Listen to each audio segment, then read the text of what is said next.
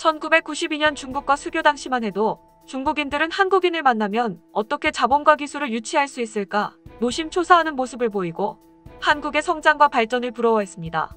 그 당시 한 사업가가 만난 중국 공산당 간부는 일요일에도 쉬지 않고 일을 하길래 좀 쉬지 그러냐고 했더니 그 간부는 한국이 저렇게 앞서가고 있는데 우리가 한가하게 쉬어서 되겠느냐.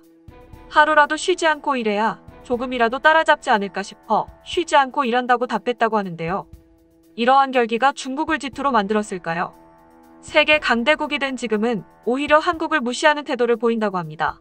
시진핑은 우리나라를 속국이라고 천명하고 다니고 그 밑에 왕이 외교부장은 방한 당시 문 대통령의 어깨를 친구인 양 두드리거나 심하게 흔드는 악수를 하는 등 마치 황제의 칙사인 양 오만한 태도를 계속 보였습니다.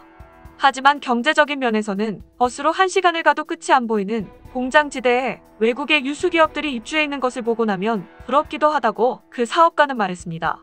그런 경제대국에 아무리 돈을 쏟아 부어도 만들 수 없는 것이 있습니다. 넷플릭스와 같은 온라인 동영상 제공 플랫폼을 OTT라고 합니다. 최근 중국 OTT에서 현재 제작 중인 우리나라 드라마의 한국과 중국을 제외한 해외 판권을 200억이 넘는 가격에 사갔다고 합니다.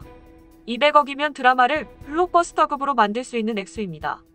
중국 OTT인 아이치이가 넷플릭스와 입찰 경쟁을 해서 200억 후반대의 낙찰을 받았다고 하는데요. 200억은 있을지언정 200억짜리 드라마는 못 만드는 것입니다.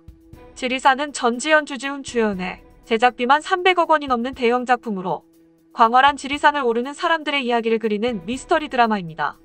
풀잎 하나만으로도 조난 장소를 알아맞힐 정도로 지리산에 대한 모든 걸 알고 있는 지리산 국립공원 최고의 레인저인 여주인공과 비밀을 간직한 전직 육군대의 출신의 신입 레이저인 남주인공이 광활한 지리산을 누비며 사람들을 구한다는 스토리인데요.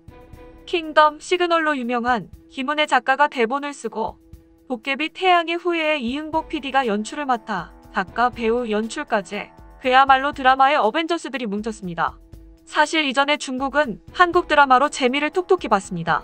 아이치이는 이미 SBS 드라마 별에서 온 그대로 1000억 이상의 수익을 올린 것으로 알려진 기업입니다. 별에서 온 그대의 제작사 HB 엔터테인먼트가 아이치이의 드라마를 팔고 번 돈은 6억 7천여만 원인데 비해 아이치이는 별그대를 서비스를 하며 광고로만 1000억 원 넘게 벌었다는 사실이 알려지면서 헐값 논란이 일기도 했습니다. 그리고 태양의 후예를 독점 생중계해 또다시 대박을 터뜨렸습니다. 아이치이는 태후 방영 후 유료 회원이 1000만 명에서 2000만 명으로 증가하였는데요. 유료 회원 1개월권을 19.8위안으로 가정해도 최소 350억 원을 벌어들인 것입니다.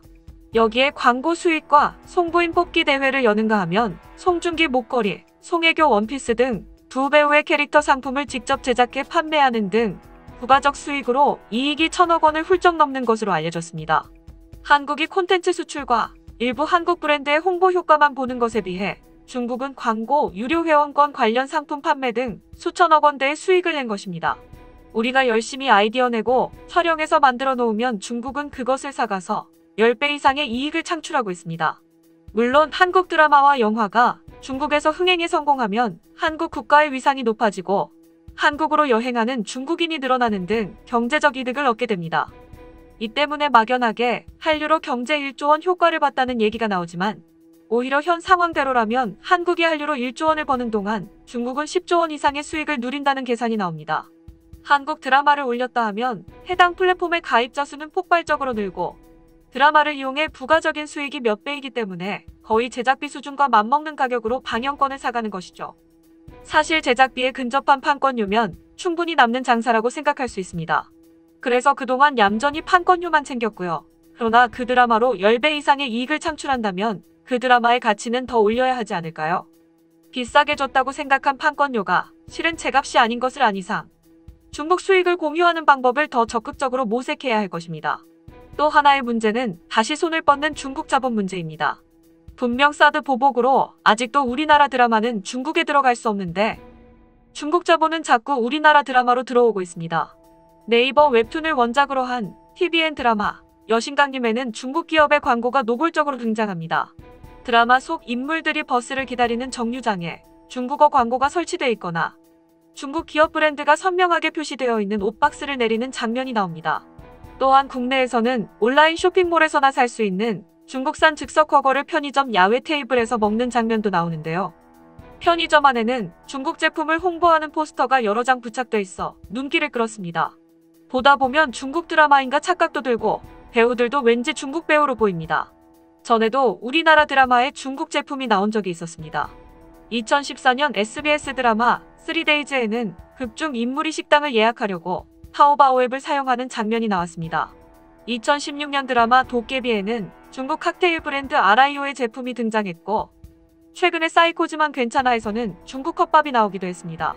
그러나 이번 여신 강림처럼 전면에 선명하게 여러 장면이 반복해서 나온 경우가 없어 앞으로 더 중국 협찬이 확대되는 것 아니냐는 우려를 낳고 있습니다. 이를 본 네티즌들은 아무리 중국 자본으로 만든 드라마라지만 제작진 정신 차려라. 그리 중국 자본 중국어가 좋으면 중국 드라마를 찍던가 한국어 쓰는 나라에서 어떤 청소년이 편의점에서 인스턴트 허거를 먹나요? 중국 PPL 너무 심하네. 다 좋은데 중국 PPL 생각보다 너무 눈에 거슬림 등의 반응을 보였습니다. 하지만 중국 누리꾼들은 신이 났습니다. 웨이보 등 중국 SNS에서는 중국 기업 광고가 눈에 띈다. 한국 드라마에 나간 김에 확실히 국가를 빛내라. 중국 자본의 힘. 한국 드라마에서 중국 브랜드를 볼 수 있어서 다행 등의 반응이 올라오고 있습니다. 중국의 순수 마케팅이면 이렇게 경계하지는 않을 것입니다. 중국 기업이 한국 드라마에 협찬하는 것은 한국 시장이 목표가 아니라 우리 드라마를 이용해 자국과 글로벌 시장을 노리는 것입니다.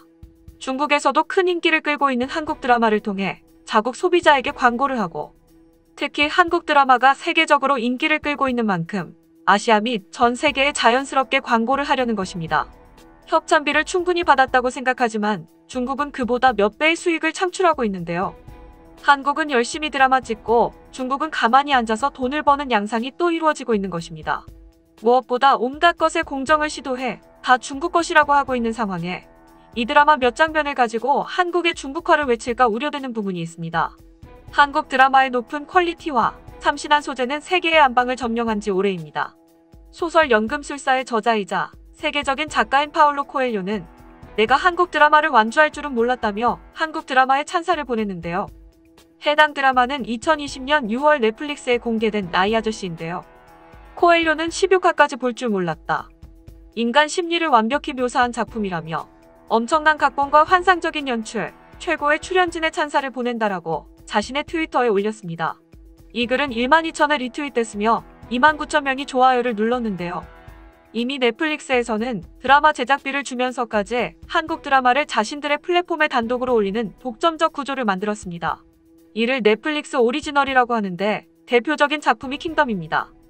킹덤을 보고 싶으면 넷플릭스에 가입해라 이 뜻입니다. 한국 드라마가 황금알을 낳는 거위인 것은 현재 넷플릭스 드라마 순위를 보면 알 수 있습니다. 2020년 가장 많이 본 한국 드라마는 사이코즈만 괜찮아가 전 세계 합산 15위, 아시아권 1위 나이지리아 3위에 오르는 등 해외 드라마의 위력은 강력했습니다. 아시아에서는 그야말로 넘사벽이었는데요. 세계 인구 70억, 그중에 46억인 아시아 시장을 공략하기 위해 한국 드라마를 전면에 내세운 것이죠. 일본은 TV 시리즈 10위 중 한국 드라마가 5개였고 사랑의 불시착은 일본에서 229일 동안 톱10에 들어갔습니다. 대만은 톱10 중 9개, 말레이시아는 8개, 베트남은 7개가 한국 드라마였습니다. 넷플릭스의 예상은 적중했는데요. 올해 아시아 지역 신규 구독자는 전년 대비 46% 증가해 전체 구독자 수 증가에 크게 기여했습니다. 아시아는 물론이고 유럽에까지 신규 회원 수가 늘었으며 기존 회원의 이탈도 막았다고 합니다. 코로나19로 인한 미국 록다운 시기에 킹덤은 미국 넷플릭스 랭킹 9위를 기록하기도 했습니다. 넷플릭스의 특히 아시아 성장 열쇠가 한국 드라마에 있었다는 것을 중국이 놓칠 리 없습니다. 이번 지리산의 판권만 하더라도 중국의 알치이가 넷플릭스와 입찰 경쟁에서 더 높은 가격을 제시했다는 것입니다. 공룡 OTT들이 서로 경쟁할수록 우리나라의 콘텐츠의 가치는 점점 올라갈 수밖에 없습니다. 한국 드라마의 가치 상승은 지금부터가 시작입니다. 넷플릭스뿐만 아니라 디즈니 플러스, 애플 TV 등 글로벌 OTT가 아시아 시장 진출에 박차를 가하는 가운데 이들을 대항하는 국가별 OTT까지 어우러져 콘텐츠 확보 전쟁이 심화할 전망인데요. 말레이시아 기반의 OTT인 아이플릭스나 홍콩의 뷰 등은 대부분 한국 드라마를 동력으로 성장해온 회사입니다. 결국 킬러 콘텐츠는 한국 드라마일 수밖에 없다는 이야기이고 얼마든지 독점 계약이나 오리지널 한국 드라마를 제작할 수 있을 것입니다. 국내 드라마 제작사의 여건이 좋아져서 다른 나라 자본에 휘둘리지 않는 제작 환경이 만들어지기를 바랍니다. 국가 주석 한마디로 공장은 지을 수 있지만 드라마나 영화, 노래 같은 것은 만들라고 지시한다고 해서 뚝딱 나오는 것이 아닙니다. 하드웨어는 그렇다 치더라도 소프트웨어는 더욱 투자해서 그 분야의 강대국이 되었으면 좋겠습니다. 끝까지 시청해주셔서 감사합니다. 도움이 되셨다면 좋아요를, 다른 이야기도 궁금하시면 구독을 눌러주세요.